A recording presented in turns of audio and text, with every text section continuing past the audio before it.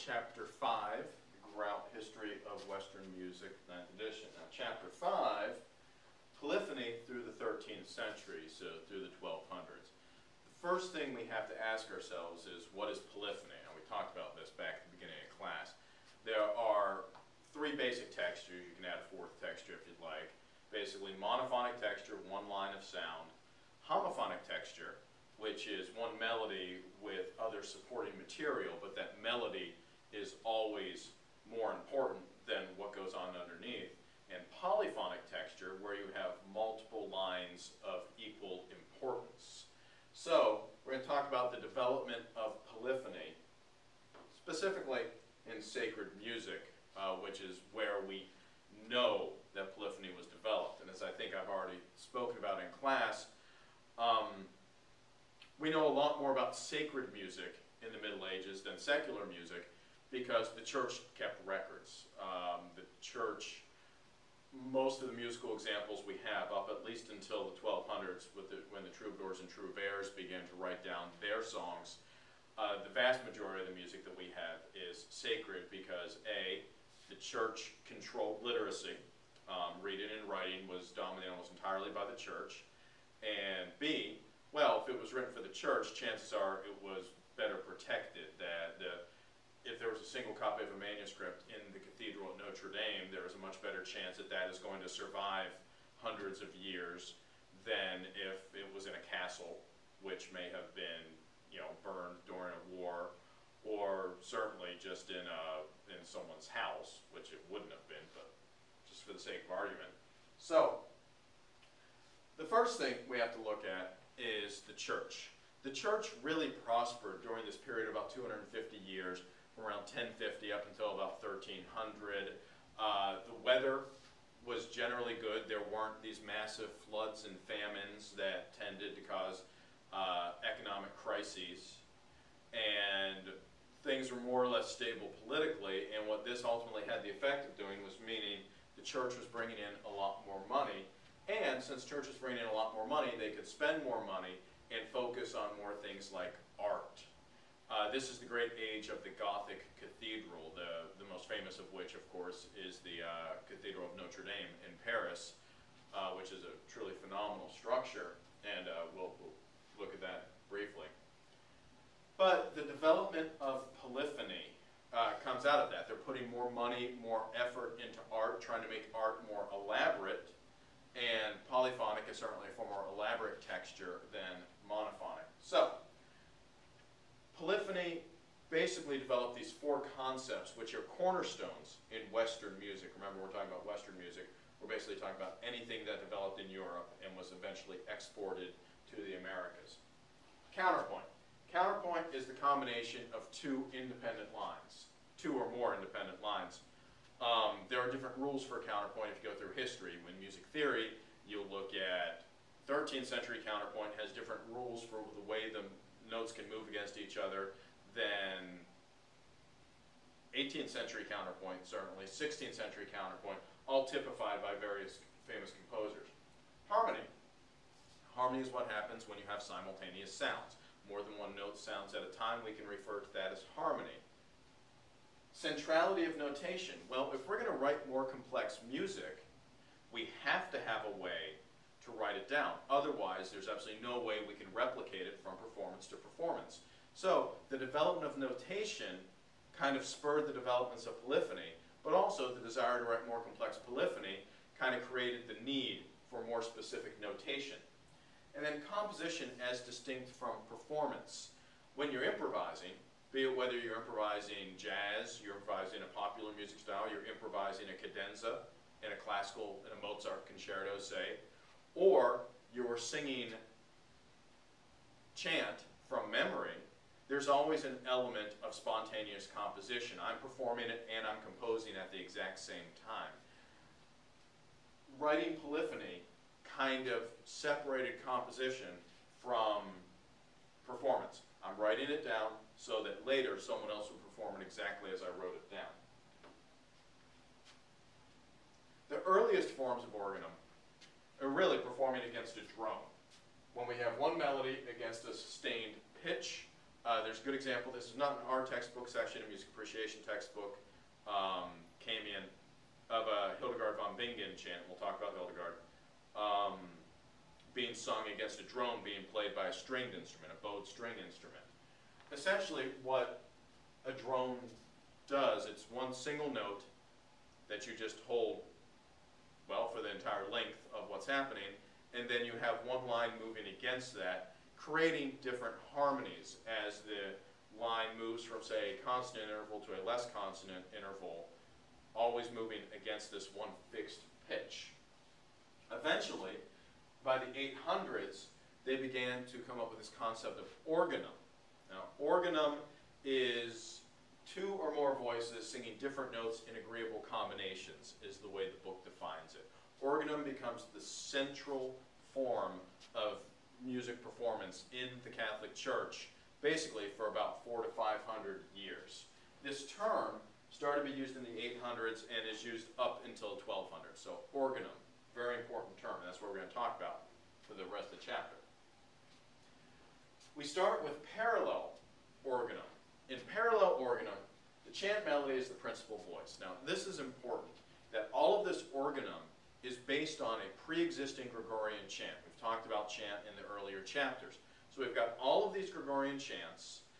Composer takes one of these chants and composes a second line to add to this chant, therefore creating organum. But always, Gregorian chant is the basis. The idea of composing music for the church that wasn't based on Gregorian chant is still several hundred years away. They would never do that. So, the chant melody, whichever chant you choose you're going to set, is the principal voice, and then the added voice, which we'll call the organal voice, moves in exact parallel motion 1/5 below the chant. So we have our chant, an exact, precise fifth below that. We have the added voice, which is called an organal voice, and these will move in exact parallel. Perfect fifth is the most consonant of all intervals, except for the perfect octave, of course, and this was acceptable to the church elders. Here's an example of parallel organum. We will listen to examples of all these different things in class. So then, as organum developed, they came up with the idea of oblique organism. Oblique motion is basically when one voice moves and the other voice stays the same. So if one voice repeats a note, then the other voice will move. And you can do that by moving the organal voice when the chant is repeating the same note, or you can do it by having the organal voice stay on one note while the chant is moving. But in any case, parallels when they move in the same direction by the same interval. Oblique is when one voice moves and the other voice repeats the note. So, what we have is we start to mix parallel and oblique organum, and what they discovered is we need to adjust certain notes to avoid the dreaded tritone. If we're in a certain mode and we're moving in parallel or we move in oblique motion and the resulting interval is a tritone, well, we cannot have that. Tritone was known as the devil's interval. It's the most dissonant of all intervals, and it was an absolute no-no in all music. So, what they would do is they would adjust. They would move the note, say, down a half step, creating a perfect fourth, or up a half step, creating a perfect fifth, instead of the dreaded tritone. So, we already talked about what oblique motion is. Cadences in this kind of organum converge at the unison. The two lines are moving, moving, moving, moving, and then they converge into unison at the end. So, what they eventually discovered, or what they began to mess around with, if you will, is that when you start to adjust the parallel nature and create oblique motion, well, it's a very short step from there to creating two lines that are completely independent of each other. And that's when we get free organum. This is an example of parallel and oblique motion. Here's an example of oblique motion right here, where the organal voice is repeating the C, where the principal voice is moving from the E to the F. And again, we will be listening to examples of all of these in class. This is an example of the notation. I'll call this up in class. It's going to be difficult to read on the video. And we'll just kind of look at the way this is notated.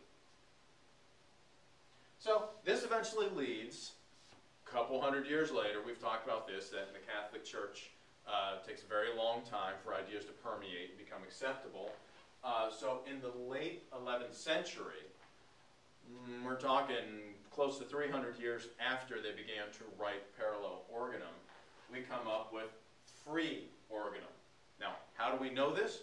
Well, there was a book that was written in approximately the year 1100, Ad Organum Faciendum, which basically means how to write organum, on making organum.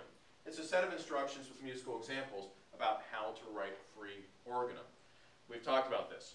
The only way we know what happened in those days is from written records. When we happen to have a written record, well, that tells us what people were doing. Additional research, corroborating sources might confirm that, yeah, this is the way they were doing it. In some cases, though, this might be the only example we have, and we just hope that the book that this person wrote is actually accurate compared to what everyone else was doing. When we get to this point, when we get to the year 1000 to 1100 or so, they flipped it. They're now adding the organal voice above the chant. The chant becomes the bottom voice, and the organal voice is above it. Motion is typically note against note. Every time the chant moves, there's a new voice in the organal voice. And we are now writing parallel motion, oblique motion, and contrary motion. Contrary motion is obviously where the two voices move in different directions. Free organum utilizes parallel, oblique, and contrary motion, is typically note against note, and the organal voice is written above. We're still talking about two-voice organum here. Example of this, we will kind of analyze this in class. So we're going to skip Aquitanian polyphony. That kind of grew out of a certain region in France before Notre Dame polyphony, but Notre Dame polyphony is kind of the height. So we're skipping Aquitanian polyphony to take us right to the Notre Dame polyphony, which is what really everyone thinks of when they think of polyphony today. Notre Dame Cathedral in Paris, as I already mentioned, is an amazing, amazing place. If you're ever in Paris, first of all, go to Paris. Beautiful city, amazing culture, amazing food.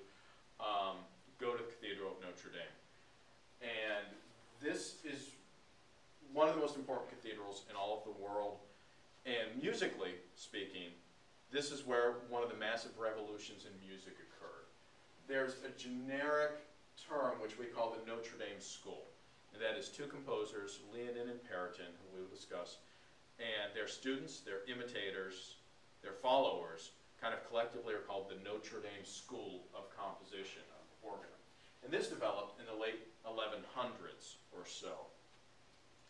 This new repertoire that they were writing was the first time in church history that people were composing this organum, and then the performances for the services were almost entirely based on this written organum. Not stuff that was taught by rote, but instead being composed and then read from this notation. Picture of the Cathedral of Notre Dame. The stained glass windows are just amazing. It's a remarkable space, it really is. Oh, forgot about that. There's a picture of me standing in front of the Notre Dame Cathedral. And there's a sign. Actually, we got there at around noon, and we had just missed a Gregorian chant service. Notre Dame Cathedral is still an active church that has Catholic services every day, multiple times a day throughout the year, and we had just missed a Gregorian chant service, because some of the services they do, they actually throw them back 1,000 plus years. Some of the stained glass inside, I'll show these again in class. What made Notre Dame organum so important and so interesting is not just the organum that they were composing, the harmonies and the lines that they were composing, but the rhythms. Because what happened was a system was developed to notate rhythm. This is the first clear system of rhythmic notation that we can identify since the Greeks. The Greeks had a way to notate rhythm, although we're not entirely sure we understand all of it. But we do know that in the late 1100s into the early 1200s, this system was developed for writing rhythms. And what they called them were the rhythmic modes. Just like the scales modes, which are specific patterns, the rhythmic modes were 6 specific patterns that you would write your music utilizing. They used basically only longs and shorts. Longs were long notes and brevs were short notes and repeating patterns. The basic time unit, the tempus, is grouped in 3s, always grouped in 3s. 3 was the perfect number because, in the Catholic Church, because of the Holy Trinity. We get a little further along, we'll talk about it, when people began to write duple music. Duple was called imperfect, and some people actually wrote very scathing articles about the use of duple meter, duple divisions. A long could equal either 3 brevs, so if we're in 1, 2, 3, 1, 2, 3, da, da, or 2, in which case it had to be grouped with brev. If a long was 2 beats, then there had to be a brev, da, da, da, da, da.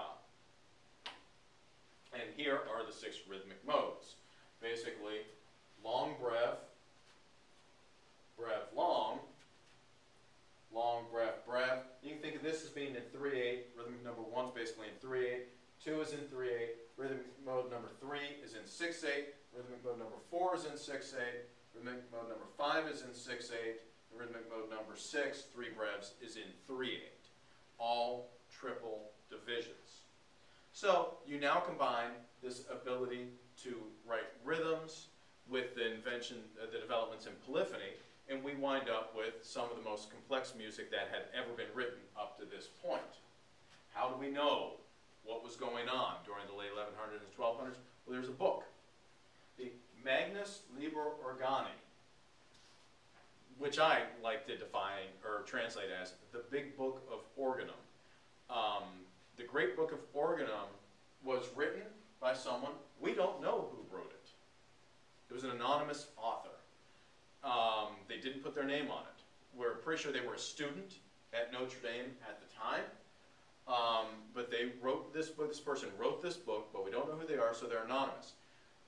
They're known as Anonymous 4 because they're the 4th anonymous author of music or musical treatise during this time to be identified with their book. So they're known as Anonymous 4, which coincidentally, or not coincidentally I should say at all, was actually the name of a group of women out of New York City, a vocal quartet that specialized in medieval and early Renaissance music. They named themselves Anonymous 4 because there were 4 of them. Get it? Actually, in the listening, a lot of the music we listen to from this period, supplied by the publisher, is being performed by Anonymous 4. Actually, I knew one of them. I worked with a member of Anonymous 4 when I lived in New York, but that's a whole different story. So, because of the Magnus Liber Organi, we know of Leonin and Periton, because it specifically names Leoninus and Pertinus, or Leonin and Periton. Leonin and Periton were 2 musicians who were choir masters at the Cathedral of Notre Dame. Leonin came first, and then Periton came after Leonin. These 2 names are linked in musical history. Leonin and Periton. They're like peanut butter and jelly. They're like Bert and Ernie. If you call a musicologist at 3 o'clock in the morning and yell Leonin into the phone, they'll probably say Periton. That's how linked these names are. Remember, Leonin came first, Periton came second. They both worked at the Cathedral of Notre Dame, and they're credited by Anonymous 4 for composing a lot of this organum. Organum in the style of Leonin. 2-voice organum. 2 types of polyphony, organum and discant. That has to do with how many notes move per note, basically. In free organum, things move together. In discant organum, we tend to have only 1 to 3 notes per chant note, that kind of thing.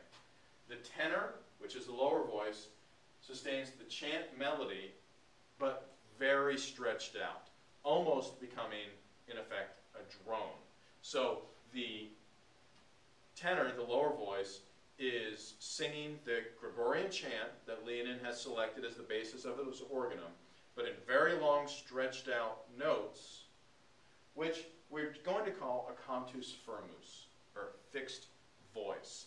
This becomes a very important concept in music of this era, that the Gregorian chant is the cantus firmus. Fixed voice uses the basis for things that are added on top of it. The upper voice, which we're not going to call the organal voice anymore, we're going to call it the duplum, sings melismas. We know what melismatic motion is. Primarily stepwise, so you've got in the organum of Leonin, you've got long sustained notes in the tenor, in the bottom voice, singing the Gregorian chant in a very stretched out way, and then the duplum, the note above it, is singing very long, florid melismas, moving primarily by steps. And we will, of course, listen to examples of this in class. Viderunt omnes, specifically, we'll listen to it, we'll look at the score. This is succeeded by Periton. After Leonin came Periton, and as you would think musically, Periton's music is more complex than Leonin's music. That's the way it frequently works in music history, until there's a correction at one point, and people say music's gotten way too complicated, we're going to make it much simpler. But as soon as everyone does that, like say from the end of the Baroque into the beginning of the classical period, when they simplified music a great deal, but then it began to slowly creep and get more complicated again. It's just the way everything works throughout history. So Periton and his contemporaries, the other people that were writing at the same time, created organa, which is the plural of organum, for 3 or even 4 voices. So organum duplum, that's what Leonin wrote. 2 voices. Your tenor singing the chant and 1 voice above it. Organum triplum, 3-voice organum. Your tenor singing the chant and then 2 voices above it, called the chant or the tenor, and then duplum is just above that, and then above the duplum is the triplum. And then even quadruplum, 4-voice organum. Chant, tenor on the bottom, duplum above that, triplum above that, quadruplum being the highest of the 4 voices. So, in ascending order from the tenor, duplum, triplum, quadruplum. Now, we are going to listen to an example of Viderunt omnes, same text that we listened to Leonin, only this is Periton's. As far as we know, we're pretty sure, according to Anonymous 4 at least, this was written by Periton. Again, basic organum style, the tenor sustaining very long notes. Big difference here is the upper voices, your duplum, triplum, quadruplum, are moving in rhythmic modes. Here's actually, we would call it the urtext, the manuscript of Viderunt omnes by Periton. We'll get a close look at that during class. And I know you can't see this at all. I know this is not legible to you. But don't worry, we'll look at it in class. But here we have our tenor, and then above that we have duplum, triplum, quadruplum singing in the rhythmic modes, moving in rhythmic unison. Quite frankly, it's polyphony, but it creates almost the effect of a homophonic texture because they are moving in rhythmic unison. So, in addition to the organum that we're talking about, there were also other kinds of polyphony that were being written. The conductus, which is poetry that is set polyphonically in polyphony, 2 to 4 voice settings. The text rhymes. It is rhythmic, utilizing rhythmic modes. Strophic, meaning that every verse has the same music. I think by this time we've talked about that.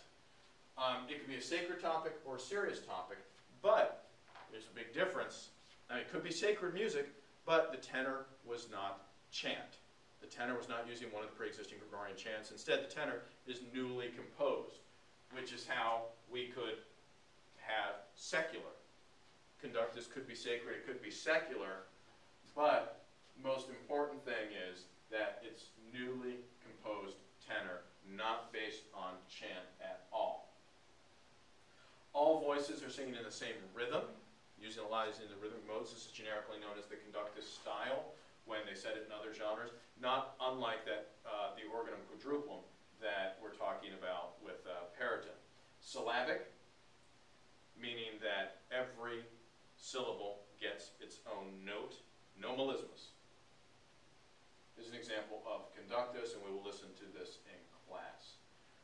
Finally, other polyphonic music happening at this time, the motet. Motets, polyphonic works where you're basically adding one or more voices with a new text to it to a pre-existing tenor. And the tenor now is set in a modal rhythm. Musicians in Notre Dame created this new genre sometime in the early 1200s. The word motet comes from the French word mot, which basically means word. And this became the leading polyphonic genre for both sacred and secular music. So the motet kind of started to replace organon. As it develops, we go to four-voice motets, sometimes utilizing multiple texts, where the voices are singing actually different texts. Although, of course, for it to make any sense at all, these texts have to relate somehow. After the mid-13th century, they begin to explore other sources for the tenor melodies that they are going to then set their polyphonic voices on top of. They look for other Gregorian chants, and even secular music. So the term that I used before, cantus firmus, people were writing in the cantus firmus style, but the term itself did not actually begin to be used until around 1270. The cantus is the pre-existing melody. By this time, it could be something other than Gregorian chant. Earlier music was always Gregorian chant. But it's the existing melody on which the new polyphonic work is based. So the cantus is going to be the pre-existing voice that they add to. We'll skip over this. We'll listen to that in class. Now, last thing in this chapter we're going to talk about, I believe this is the last thing, Franconian notation. What is that? It was from the Franconian monks. And it was a way to write music that had even more rhythms than just the rhythmic modes. And they did this by using different note shapes. The shapes of the note head determined different rhythms.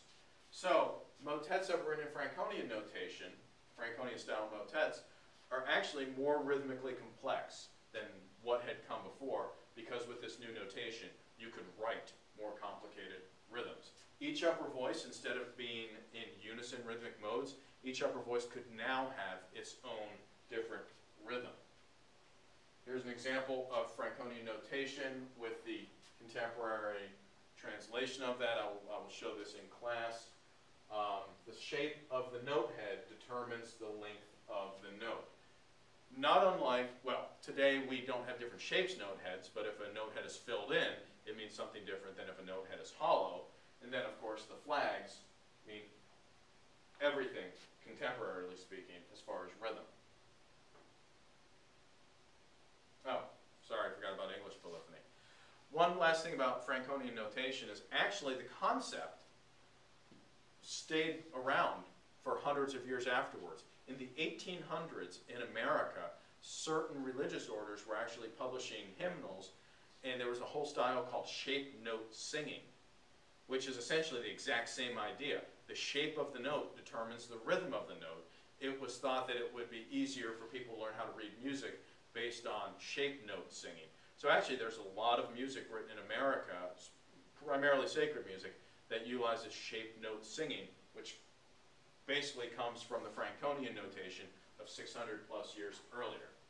So that was all going on in France primarily, although it spread throughout the continent. But we're going to talk very briefly about what happened in England, because English culture was tied to that of France.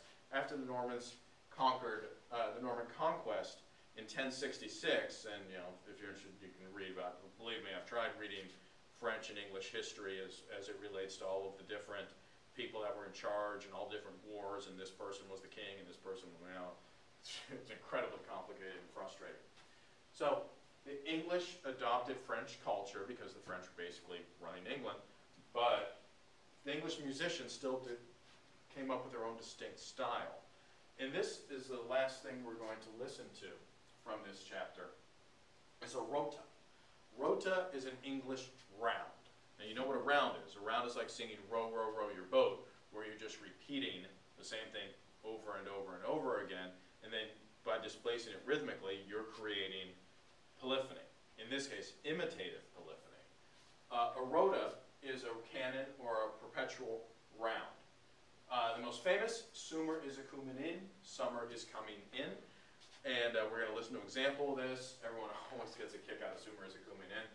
And what basically winds up happening is when you go into canon, you're creating very specific sonorities. The way it's written is the round results in specific harmonies. F, A, C, F, and then G, B flat, D, assuming that, of course, that you're singing it in the key of F. So these English melodies are simple. They're syllabic, meaning one syllable per note, no melismas, and they're periodic, meaning that the phrases are of equal lengths and repeating. Sumer is a in. So, by the year 1300, we just traced 500 years of polyphony. By the year 1300, writing composition, the word composition, writing music, meant that you were writing polyphony. No longer were people composing monophonic music, monophony. They were writing polyphony. The writing down of music in multiple parts and the ability to coordinate these different voices vertically to create harmonies, sonorities, this essentially set the direction for Western music from that time forward. Anytime you're listening to a chord progression in anything from Bach through Taylor Swift, these chord progressions wouldn't have existed if it hadn't been for the idea of writing down polyphony, organum, and then eventually the idea of how we treat the notes stacking vertically as opposed to just interacting horizontally is important, and that is the foundation for Western music. Medieval music rarely, almost never, continued to be performed after its composer died. And we can say that about most music up until really the 1600s. Most music died with its composer because styles change. People aren't going to keep singing old music. They're performing new music. However, in the late 1800s into the 1900s, composers started to look at medieval music as something exotic and interesting and began to resurrect it. Composers like Claude Debussy, for example, looked at some of this medieval music and they thought that the modes, because by this time, major and minor scales, by the late 1800s, major and minor scales had pretty much dominated Western music for over 200 years. So this idea of going back to the modes began to intrigue people that were looking for something new. And medieval music was a part of that. Of course, later in the 20th century, with the advent of recording, people began to record things, and as they recorded more and more music, some of the medieval music began to be recorded. Then really in the 1980s and 90s is when chant and then organum kind of exploded onto the scene. And now there are hundreds, if not thousands, of recordings of medieval music out there. So the music we listen to actually may not sound that alien to us today because of the results of the last 100 years. But basically, from 1300 until almost 1900, aside from being sung in the Catholic Church, this music was lost. This ends chapter 5. Of course, there's a homework assignment accompanying chapter 5, and we will listen to all of the music that I've mentioned in passing, and we will break down the scores in class.